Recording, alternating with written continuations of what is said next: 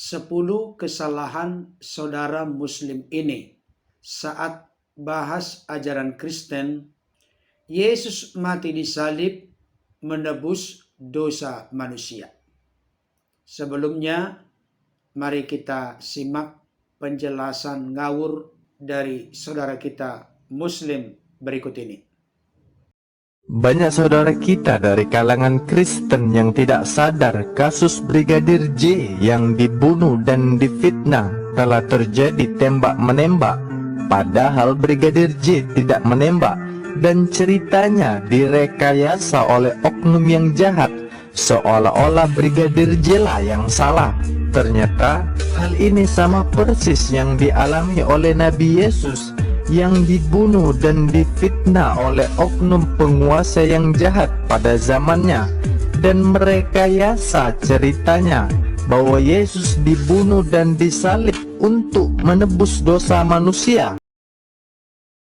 Padahal Yesus dibunuh dan disalib pada waktu itu oleh Raja Romawi yang kejam untuk menghapus hukum-hukum Taurat yang dibawa Yesus. Hal ini telah disampaikan oleh Rasul palsu Paulus di ayat karangannya sendiri yang ia selipkan di Injil, yaitu di surat Roma ayat 7-6 yang berbunyi, "Tetapi sekarang kita telah dibebaskan dari hukum Taurat, sebab kita telah mati bagi dia yang mengurung kita, sehingga kita sekarang melayani dalam keadaan baru menurut roh, dan bukan dalam keadaan lama menurut huruf hukum Taurat yang dibawa Yesus."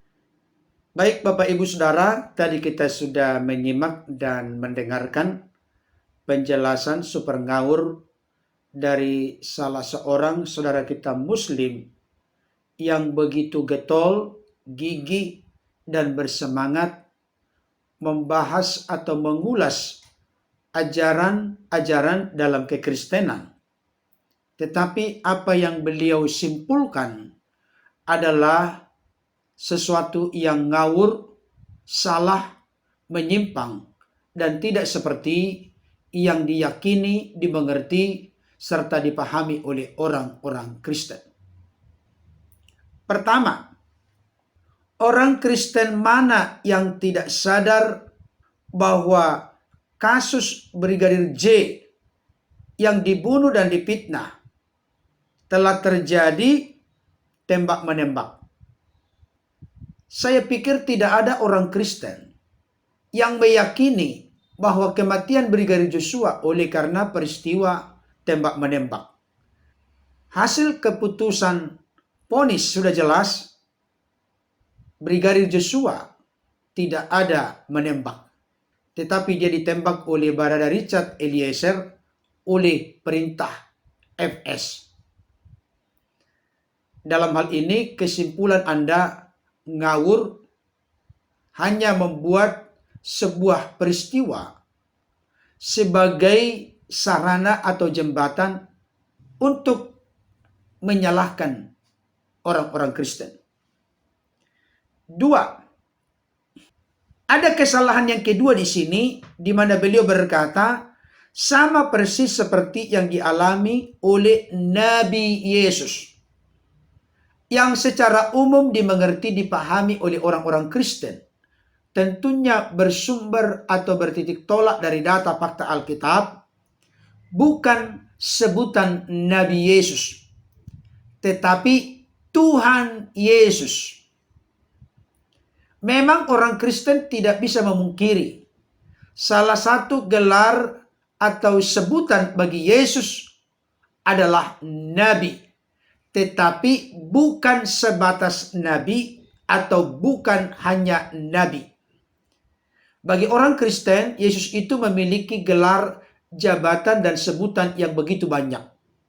Yesus itu Nabi, Rasul, utusan, Raja, Tuhan, anak manusia, Alfa dan Omega, anak Allah, dan masih banyak lagi.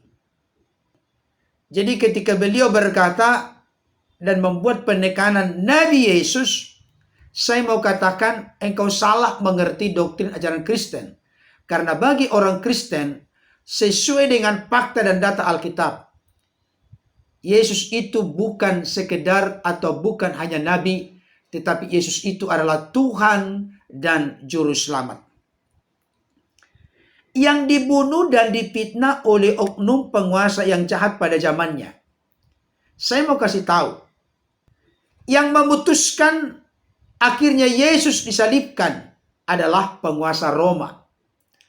Tetapi itu atas usul dari imam-imam kepala, tua-tua Yahudi, dan orang-orang di zamannya yang tidak suka dengan Yesus. Jadi yang memfitnah Yesus itu bukan penguasa yang jahat pada zamannya. Karena kalau Anda mengatakan penguasa yang jahat pada zamannya, kita tahu bersama di zaman Yesus, bangsa Israel ada di bawah penjajahan Romawi. Berarti yang Anda maksud penguasa yang jahat pada zamannya adalah orang-orang Romawi.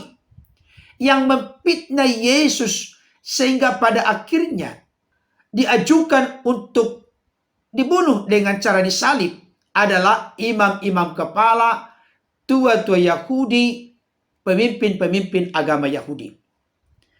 Jadi dalam hal ini Anda juga membuat kekeliruan yang fatal. Dan merekayasa ceritanya bahwa Yesus dibunuh dan disalib untuk menebus dosa manusia. Tidak ada penguasa Romawi merekayasa cerita bahwa Yesus dibunuh dan disalib untuk menebus dosa manusia. Dalam konteks ini Anda super ngawur. Yesus itu mati dengan cara disalib untuk menebus dosa manusia. Bukan cerita rekayasa. Tetapi adalah kesaksian dari murid-murid Yesus atau para rasul.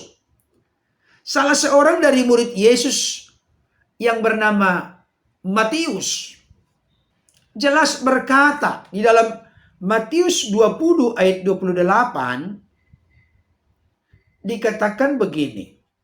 Sama seperti anak manusia datang bukan untuk dilayani, melainkan untuk melayani dan untuk memberikan nyawanya menjadi tebusan bagi banyak orang. Jadi Yesus itu memberikan atau menyerahkan nyawanya mati di kayu salib dengan cara disalib. Itu bukan cerita rekayasa yang dibuat oleh penguasa Romawi saat itu. Tapi itu adalah kesaksian dari murid-murid Yesus dan para rasul. Dalam hal ini Anda juga salah kaprah. Berikutnya, padahal Yesus dibunuh dan disalib waktu itu oleh Raja Romawi yang kejam untuk menghapus hukum-hukum Taurat yang dibawa Yesus. Di dalam kalimat ini, saudara kita Muslim ini membuat dua kesalahan. Yesus dibunuh dan disalib waktu itu oleh Raja Romawi yang kejam untuk menghapus hukum-hukum Taurat. Tidak ada Yesus itu kaitannya dibunuh dengan tujuan dan maksud untuk menghapus hukum-hukum Taurat. Yesus itu datang bukan untuk menghapus, meniadakan hukum Taurat, tetapi untuk menggenapinya. Pengertian menggenapi itu apa? Contoh di Perjanjian Lama, ada korban-korban yang harus dikorbankan oleh umat Israel demi penghapusan dosa-dosa mereka. Tapi ketika Yesus datang, korban itu tidak ada lagi dalam konteks perjanjian baru, dalam konteks keyakinan Kristen. Karena korban yang sempurna telah datang, digenapi di dalam diri Yesus Kristus. Jadi bukan meniadakan, tapi menggenapi. Menyatakan arti dan makna yang sebenarnya dalam penggenapan tersebut. Bukan meniadakan hukum-hukum moral secara khusus dekalog 10 hukum itu tidak pernah ditiadakan dalam konteks Kristen. Tapi hukum-hukum seremonial yang terkait dengan Yesus itu telah digenapi dengan kehadiran Yesus. Kesalahan yang keenam, hukum-hukum Taurat yang dibawa Yesus. Saya mau kasih tahu Anda ini salah kaprah kembali. Hukum Taurat itu dibawa oleh Musa. Torah, Kejadian, Keluaran, Imamat, Bilangan, Ulangan. Termasuk 10 hukum yang diterima oleh Musa di Gunung Sinai. Yesus itu tidak membawa hukum Taurat. Tapi hukum Taurat itu dibawa oleh Nabi Musa. Tetapi diakui oleh Yesus. Berikutnya, hal ini telah disampaikan oleh Rasul palsu Paulus. Ini kesalahan beliau yang berikutnya. Beliau berkata, Rasul palsu Paulus. Jadi, saudara kita ini begitu lantang memberikan konklusi kesimpulan bahwa Paulus itu rasul palsu. Bagaimana kalau misalnya kami orang-orang Kristen menyebut siapa yang kau junjung dan kau hormati palsu? Jadi berbeda ceritanya. Tetapi kami tidak akan pernah mengatakan demikian karena kami menghargai, menghormati saudara kita Muslim ini dan juga siapa yang mereka hormati. Lagi pula ajaran Kristen menegaskan, janganlah kamu kalah dengan kejahatan, kalahkanlah kejahatan dengan kebaikan. Kalau orang mengucapkan hal-hal yang tidak pantas kepada yang kita yakini, percayai, termasuk tokoh yang kita anut, janganlah membalas dengan kejahatan pula. Paulus itu bukan rasul palsu. Paulus itu secara spesifik, secara spesial, secara khusus dipanggil oleh Yesus, dipilih oleh Yesus untuk memberitakan Injil kepada sebanyak mungkin orang. Hal itu jelas terlihat di dalam Kisah Rasul pasal 9 terkait dengan perjumpaan Paulus dengan Yesus yang menyatakan diri kepadanya dalam perjalanan ke Damsyik. Jadi Paulus itu memiliki panggilan yang istimewa dan khusus karena secara langsung ditemui oleh Yesus dalam sebuah perjalanan ke Damsyik. Itu jelas ada kisahnya. Berikutnya kesalahan dari saudara kita ini. Hal ini telah disampaikan oleh Rasul palsu Paulus di ayat karangannya sendiri. Memang penulis surat Roma adalah Paulus, tetapi atas ilham, penerangan, tuntunan pimpinan Roh Kudus. Dan saya ingin tegaskan, di kekristenan tidak ada pengertian, pemahaman, doktrin, ajaran, keyakinan, kepercayaan. Ada kitab yang turun dari langit. Jangan paksakan pemikiran keyakinanmu dengan orang Kristen. Kalau orang Kristen, peristiwa sejarah dulu terjadi,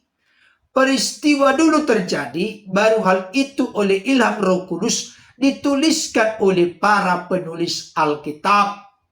Tentunya tidak diberangus siapa yang menulis itu sendiri. Kesalahan berikutnya yang ia selipkan di Injil yaitu di surat Roma. Kacau sekali kawan kita ini, tapi percaya diri sekali. Inilah yang menjadi kehebatan, kelihayan, dan sekaligus juga kelicikan dari saudara kita Muslim ini. Lancar berkata-kata, tapi apa yang disampaikan ngawur dan tidak sesuai dengan apa yang diyakini oleh orang Kristen. Yang ia selipkan di Injil yaitu surat Roma. Orang-orang Kristen tertawa mendengar penjelasan begini. Yang ia selipkan di Injil yaitu di surat Roma. Injil bagi orang Kristen itu Matius, Markus, Lukas, Yohanes. Makanya terkenal dengan sebutan Injil Matius, Injil Markus, Injil Lukas, Injil Yohanes. Kalau Roma itu surat yang dikirimkan Rasul Paulus kepada jemaat Roma, bukan kategori kelompok Injil. Jadi jangan samaratakan. Nanti saudara kita ini juga di pembahasan yang lain berkata di kitab Injil Raja-Raja. Jadi kacau sekali ya. Berikutnya dikatakan begini. Di surat Roma ayat 7-6. Penyebutan letak ayat dan pasal pun tidak paham. Saya ajari Anda yang benar. Di surat Roma pasal 7 ayat 6. Itu yang benar.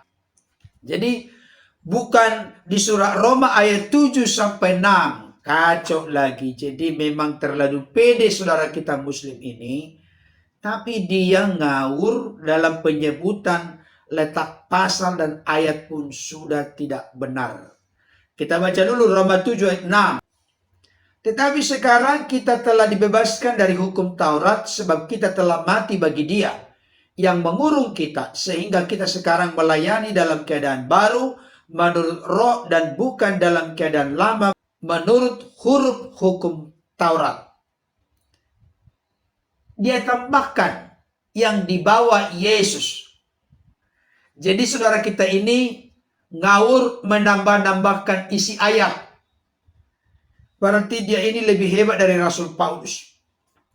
Kesalahanmu yang ke-10 adalah suka menambah-nambah ayat padahal di situ tidak ada tertulis. Dan saya ingin tegaskan, Rasul Paulus hadir tidak pernah untuk menyediakan hukum Taurat. Tapi Rasul Paulus ingin menjelaskan, hukum Taurat itu membuktikan adanya dosa. Tapi hukum Taurat tidak bisa memulihkan status manusia yang berdosa, yang diperhamba, diperbudak, dikuasai oleh dosa. Hanya melalui penebusan dalam karunia Yesus Kristus, siapapun yang terbuka percaya kepadanya, menerima dia sebagai Tuhan Juru Selamat, akan dibebaskan dari kuasa hukum Taurat yang mana manusia tidak berdaya untuk melakukannya secara sempurna. Saya mau tanya saudara Muslim ini, apakah hukum Taurat bisa menyelamatkan? Yes, ya.